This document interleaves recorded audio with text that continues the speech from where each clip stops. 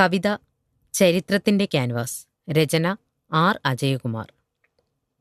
Hitler Eva ബ്രൗണിന് പ്രേമലേഖനം എഴുതിക്കൊണ്ടിരുന്നപ്പോഴാണ് ജൂത പെൺകുട്ടികളും അവരുടെ അമ്മമാരും ഗ്യാസ് ചേമ്പറുകളിൽ ചരിത്രത്തിലേക്ക് ജ്ഞാനസ്നാനപ്പെട്ടത്.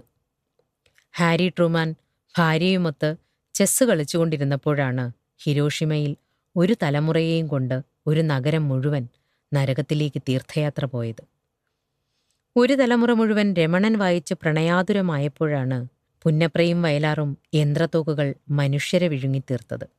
ഹിപ്പികൾ മഹർഷി മഹേഷ് യോഗിക്കൊപ്പം ചരസും LSDയും നുകർന്ന് ആത്മീയോത്സവങ്ങൾ ആഘോഷിച്ചപ്പോഴാണ് എത്യോപ്യയിൽ 1,00,000 പേർ പട്ടിണിയിലൂടെ മോക്ഷം പ്രാപിച്ചത്. ബൈഡൻ നെതന്യാഹുവിന് സ്വവർഗരതിയെക്കുറിച്ച് ക്ലാസ് എടുത്തുകൊണ്ടിരുന്നപ്പോൾ ഫലസ്തീനിൽ ജൂതപ്പട കുഞ്ഞുങ്ങളെ കുഴിച്ചിടുകയായിരുന്നു. ഞാനും നീയും വായിക്കാത്ത ചരിത്രത്തിൻ്റെ പേജുകൾ വലിച്ചു കീറി പുതിയ തലമുറയിലെ കുട്ടികൾ കളിവെള്ളമുണ്ടാക്കി നമ്മുടെ ഭാവനയുടെ പുഴയിൽ ഒഴുക്കിവിടുമ്പോഴാണ് നമ്മൾ സ്വയം പരിഹാസ്യരായി പോകുന്നത്.